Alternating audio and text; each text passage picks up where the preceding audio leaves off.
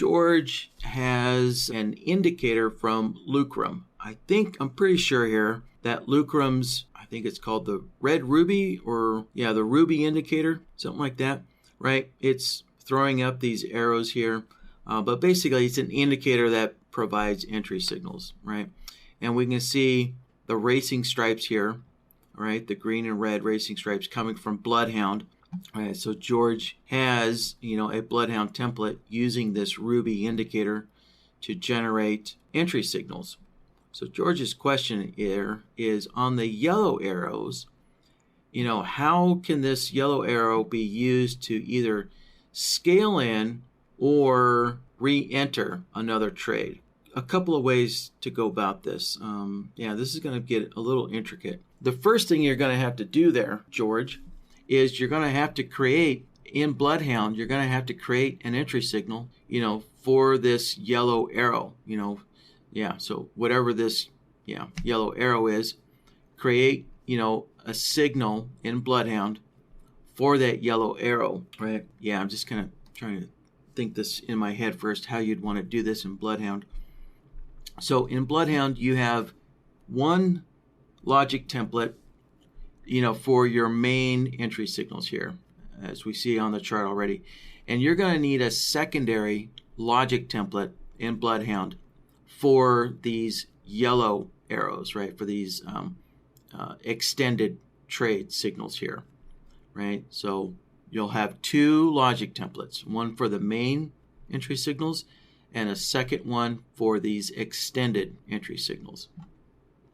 All right, so with that understanding, so this is all going to be theoretical because I don't have a Bloodhound template to work with, mainly because the Ruby indicator is a paid indicator, so I can't use it in this workshop. Right? These workshops do not use paid indicators because nobody would be able to open up the Bloodhound template because you would have to buy that indicator in order to open up the Bloodhound template. Right? So same thing with the BlackBird file. You would have to own all the paid indicators in order to open up that BlackBird file. So, that's why we don't use paid indicators in this workshop, only free ones.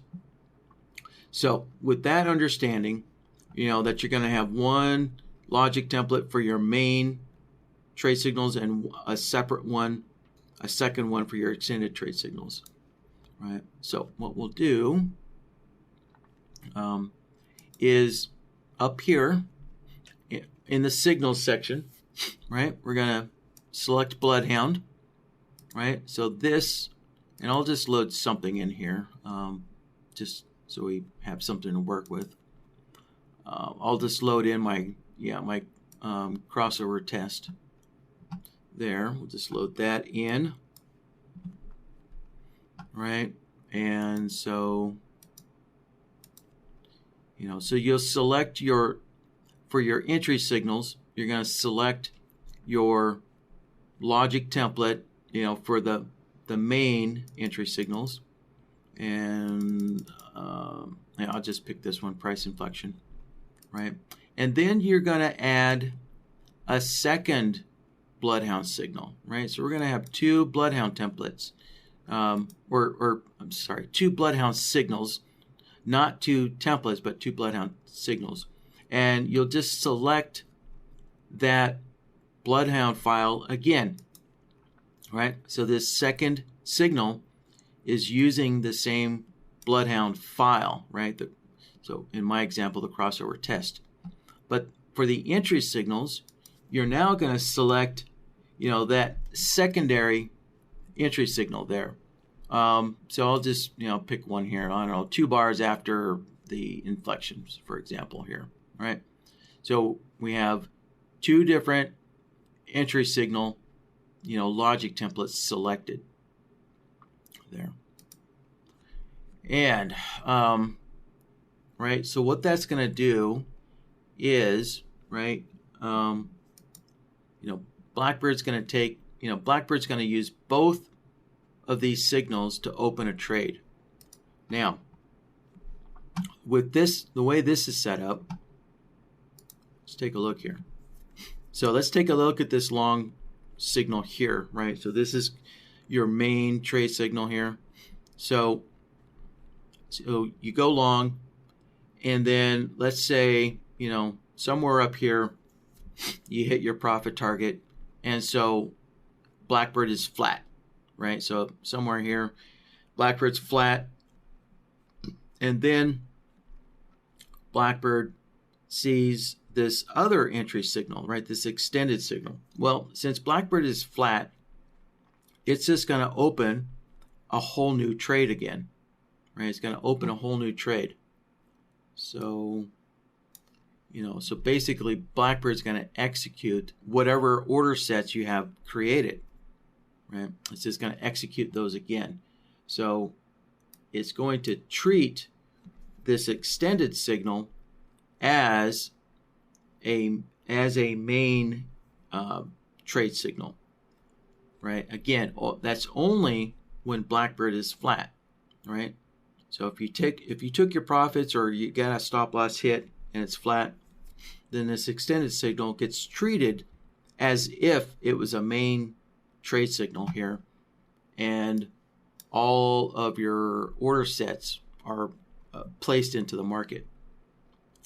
Now, the other possibility is you're long here, and then you're still long, right? So BlackBird's still in a long trade, and then you get this extended signal, right? So you get a secondary signal. And so you want to scale in, or you want to add, another position, right? Add a new position on. And so to do that, what we do is you need to create another order set here. So let's just do a market entry, right? And I'll just throw in a quick profit target and stop loss, just to have something here, right? So you have another order set here, and to make B, so actually let's do this. Let's call this, we can rename this here, right? So order B is for your extended signals only. And so to make sure that, right, the extended signals don't get executed along with the other order set. Yeah, I just kind of realized something here. Well, maybe I can find a solution here, but all right, I'll explain this in a minute here. So, to keep going here. So to connect, or to associate this extended signal order set with this basically extended, entry signal here, the way we can do that, I want to preface this with the understanding that BlackBird currently isn't specifically designed to automatically scale in additional contracts, but it does have a place after and cancel after that is kind of a workaround to doing this, to properly build in scaling capabilities. We need some other options in here, and the back end of BlackBird also needs some additional code to properly and thoroughly, handle scale-in orders here. So it's not quite there yet, but we do have this place after and cancel after, which right now kind of works as a intermediate solution for this. So what we're going to do is we're going to use the place after. And so think of this as a secondary condition, right? So you get your entry signal, and then you can place secondary conditions onto that, well, not onto it, but secondary conditions that have to occur before this entry order gets executed, right? And so the secondary condition that we want to add or apply to this extended signal entry order is, the specific bloodhound signal for the extended signals. So for the place after, we're going to use, where is it? There we go, at the very bottom. Just had to scroll down a little bit. There's, right, bloodhound signal, right, as our trigger condition here. Then we can select, right, our bloodhound template or our bloodhound file. And then for the logic template, right, you would select the logic template that, right, that has the signals, you know, of the extended signals, right? So what we did is we added a secondary requirement. So what's going to happen here is, right, if these bloodhound signals over here, right, which are set up for the main entry signals, right, so we have the main entry signals, right, the green and the red arrows, right, those are the main entry signals, right, and that's set up over here. So that is going to, you know, fire off the, you know, our order set A, and it's going to activate our extended signal. However, this entry order doesn't get executed, right? It's not submitted to the market right away because it has this place after condition. So this place after condition has to become true first, right? So that's why it's a secondary condition. So basically, right, this entry order has to wait until the other bloodhound signal, right, the signal for our extended signals, right? So that's what this place after is doing, is it's simply saying, you know, so BlackBird is going to submit order A immediately to the market. Order, you know, so this extended signal order, it goes into a pending state, right? It's pending. It's waiting for this extended signal to occur, right? So, so A gets entered into the market immediately, and then this other order set, I keep wanting to call it B here. Yeah, let me just put it back to B. just it's a lot easier to, you know, kind of understand here, right? So order B, you know, it's in this pending state until this other bloodhound signal for the extended signals occurs, right? And then that is when, right, this place after will get fired off. So now the reason why this isn't a perfect solution for automatically scaling in is that, right, order B, it gets left in a pending state forever, indefinitely. So that's why there's this cancel after. So, right, at some point, you know, you do need to figure out when should order B get canceled so it's not left in this pending state forever, right? Now, you know, now in this example here, let's see here. Yeah, in this example, let's take this short signal, right? So we have this main short signal, right? So order A gets filled instantly. Order B goes into a pending state, right? Goes into a pending state. And of course we can see that, right, there's no extended signal here after this short. And then, right, the market reverses and the trade signals reverse. So now we go from this short signal to this long signal, right? So BlackBird's going to reverse the trade for you. And so this reversal signal, right, since this long signal is in the opposite direction of this short, right, this reversal signal, that will absolutely cancel our pending order, right? So B being pending, it'll get canceled, right? Its pending state will get canceled so that BlackBird can execute that long trade, right?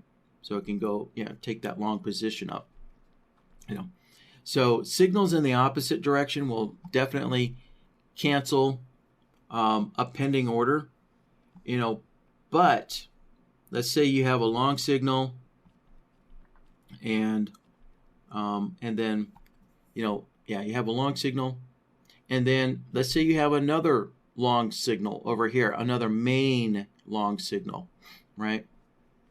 And so there's no extended signal in the middle.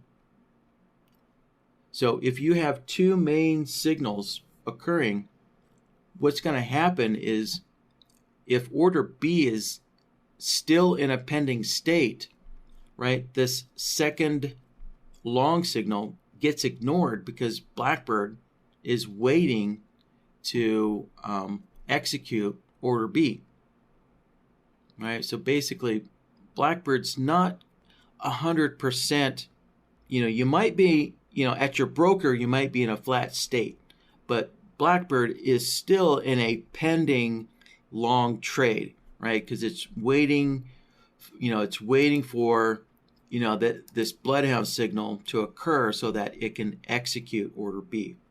So that is the drawback. That's kind of one of the drawbacks with using the place after and then the cancel.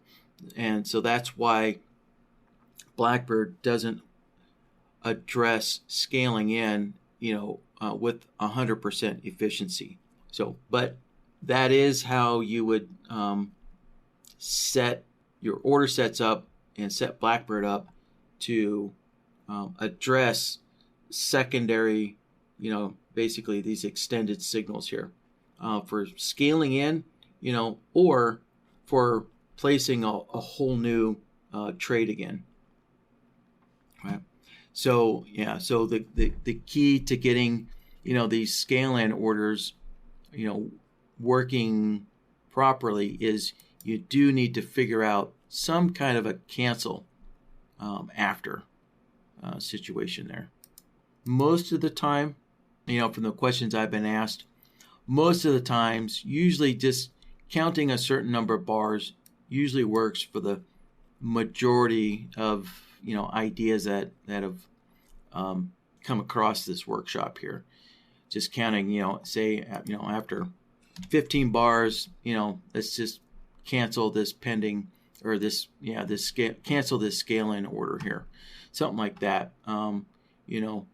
Or another thing, another good way to cancel order B, the scale in, is if we go over to let's see here. Actually, I need to do something here. Let me add a profit target here, right? So to the main order set, I just need a profit target there. So for this entry order, go into cancel, and if I go to the advanced tab, I now have, let me cancel, let's see, I need to add another trigger condition here. And what I can do is order status changed, right? So this order status changed here. What that allows me to do, and let me delete that delay there. So I only want, right, I want to get rid of that delay, and I want this order status changed menu here.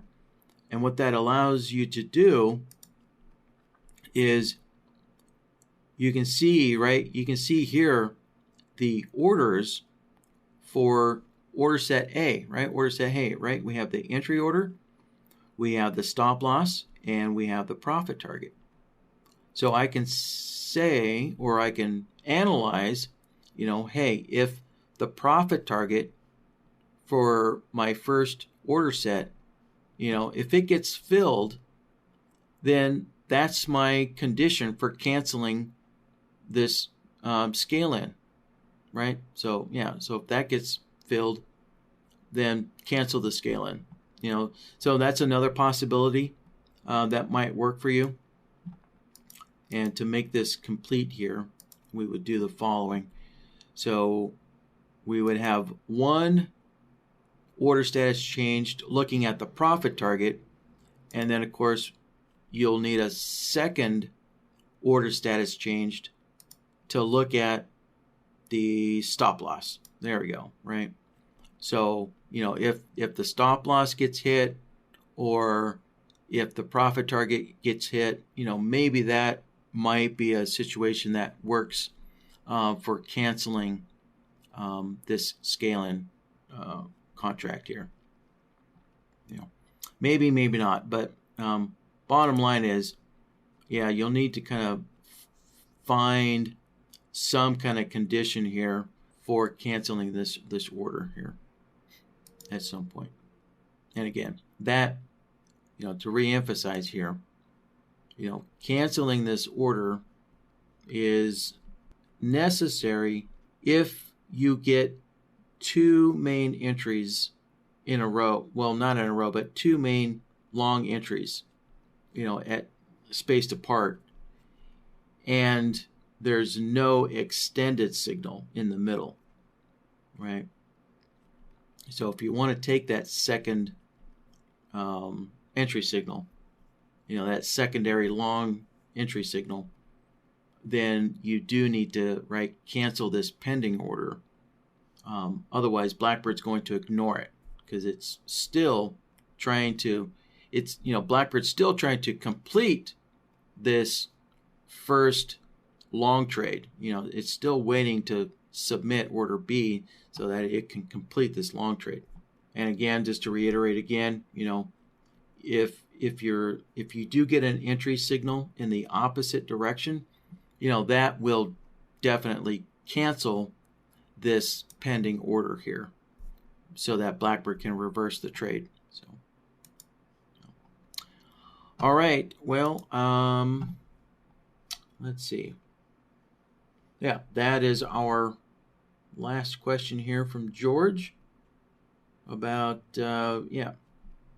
addressing scale in, basically these extended scale in kind of trades there.